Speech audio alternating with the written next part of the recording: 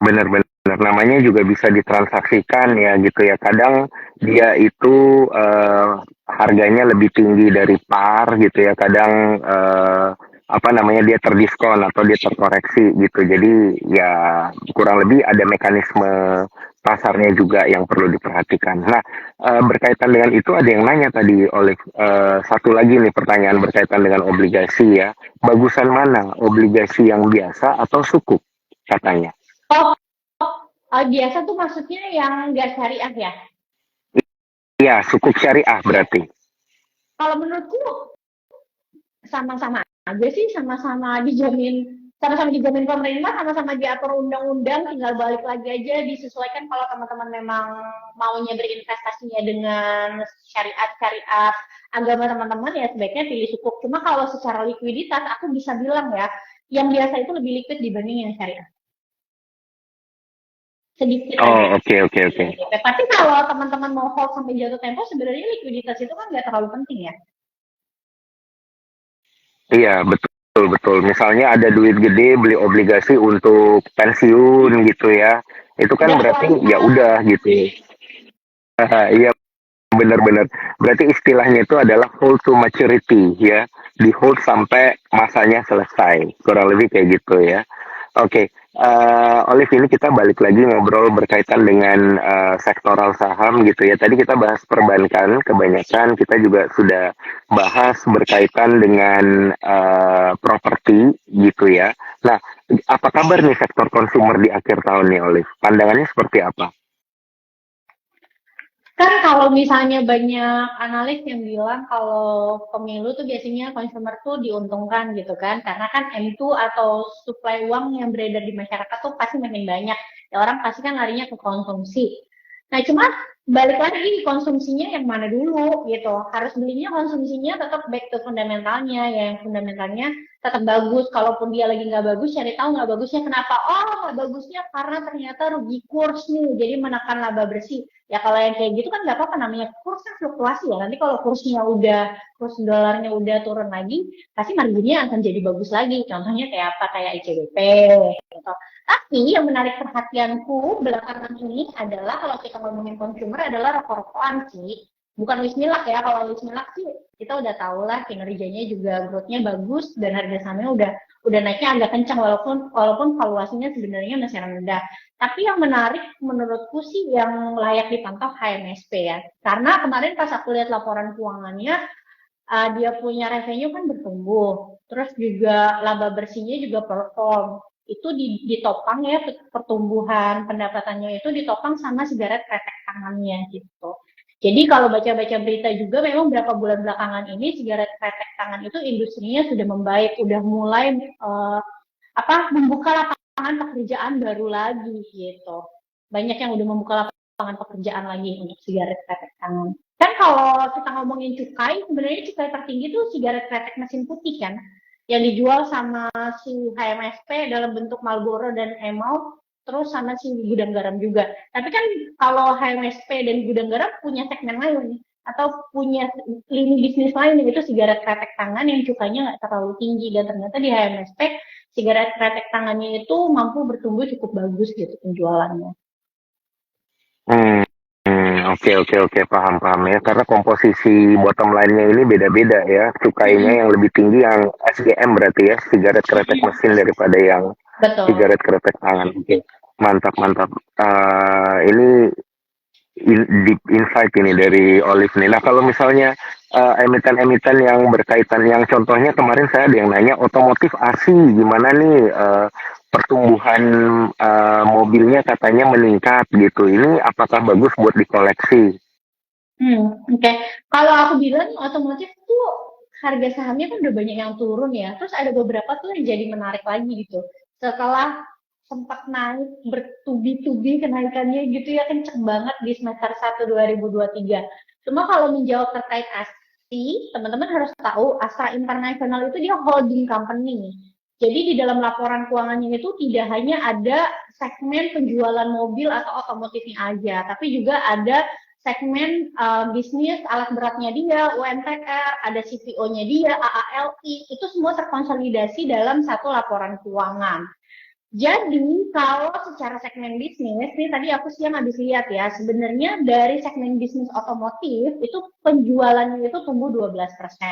Tapi yang teman-teman harus waspadai adalah dari segmen bisnis komoditasnya anak usaha dari Astra ini yang terkonsolidasi di dalam laporan keuangan, yaitu UMTR ya dan ALI. Kalau misalnya tahun depan teman-teman berekspektasi harga acuan batu bara akan lebih rendah dari harga saat ini, pasti akan mempengaruhi pendapatan dari UMTR. Ketika pendapatan UMTR terpengaruh, pasti juga akan mempengaruhi revenue dari Astra International itu sendiri.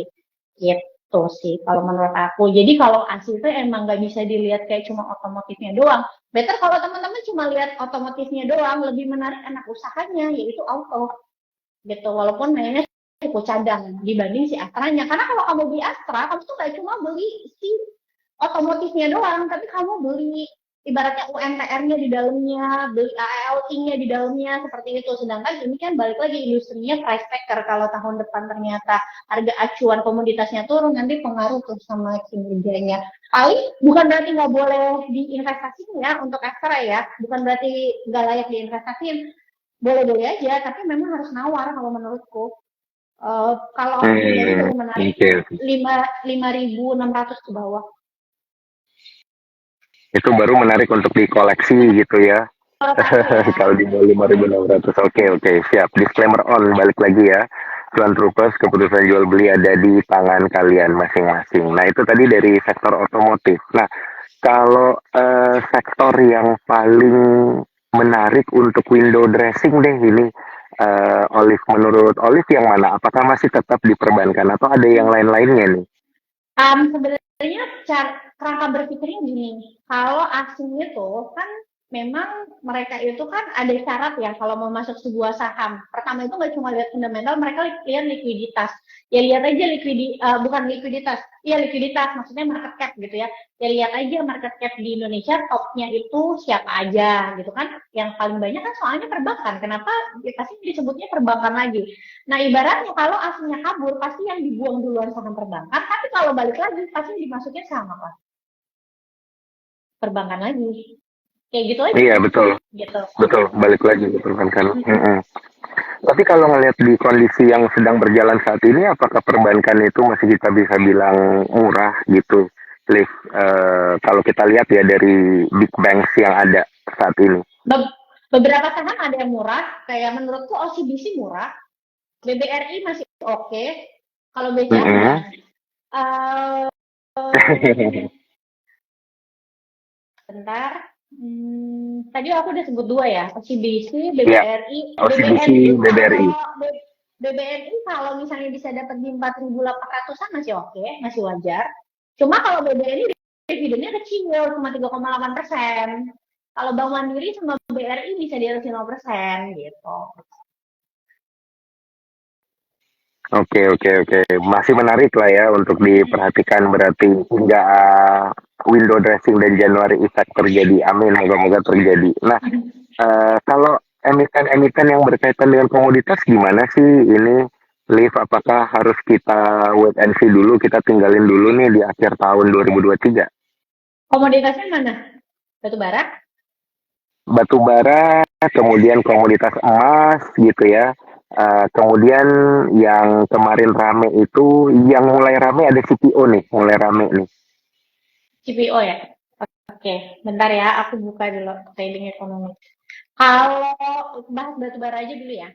Kalau batu bara sih menurutku aku akan cenderung wait and see ya. Gitu. Memang kan soalnya harga acuannya udah turun, udah kelihatan kuartal 4 pasti kan turun, berarti kan no growth kan.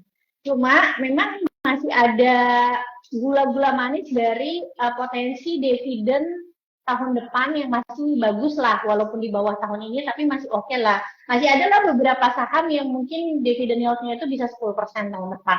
Tapi kalau aku pribadi, kalau mau trading di saham batubara, aku nggak akan hold sampai dia bagi dividen gitu. Jadi aku akan tungguin, contohnya misalnya TPTBA nih, aku tungguin misalnya di deket 2000.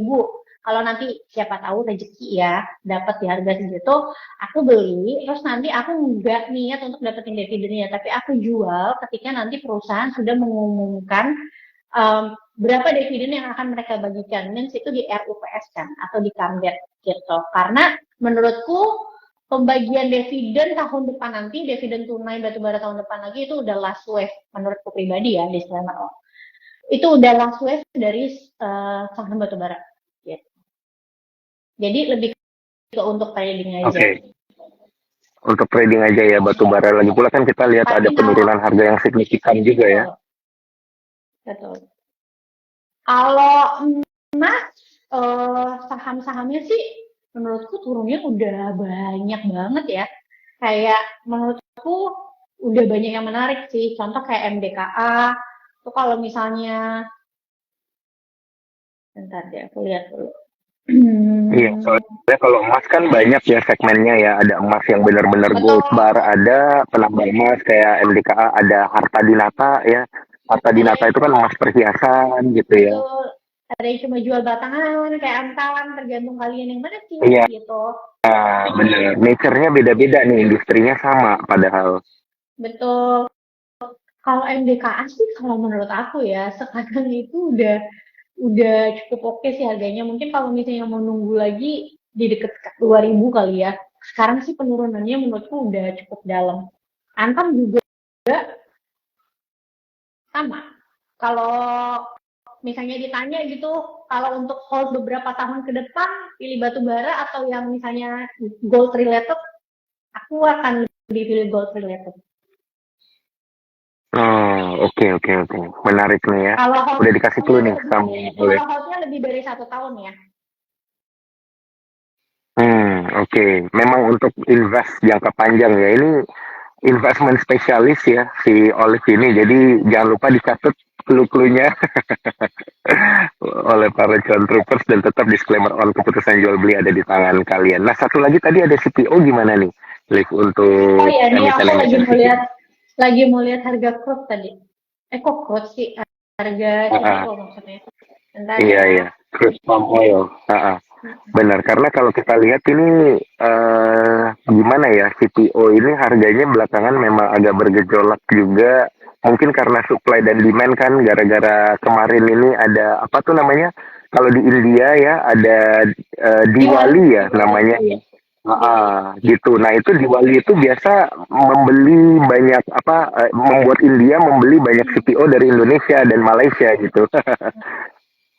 Ya, tapi kalau kita ngomongin Diwalinya sih harusnya udah price in ya harganya gitu. Dan kalau lihat palm oil sih setahun terakhir itu harga acuannya cenderung sideways memang dengan range yang lebar. Sebenarnya kalau palm oil, kalau perusahaan yang ngejalanin bisnisnya bener ya, maksudnya costnya nggak kebanyakan, utangnya nggak kebanyakan, kalau harga palm oilnya kayak sekarang 3.900 Malaysian ringgit, itu pasti perusahaannya harusnya profitable. Karena modalnya mereka itu biasanya di 2.300 Malaysian ringgit. Jadi kalau misalnya harga acuan di atas itu, harusnya profitable, kecuali perusahaannya parah banget gitu ya, cost-costnya gitu. Gak efisien banget. Nah itu biasanya kan bisa aja ya ada perusahaan yang rugi.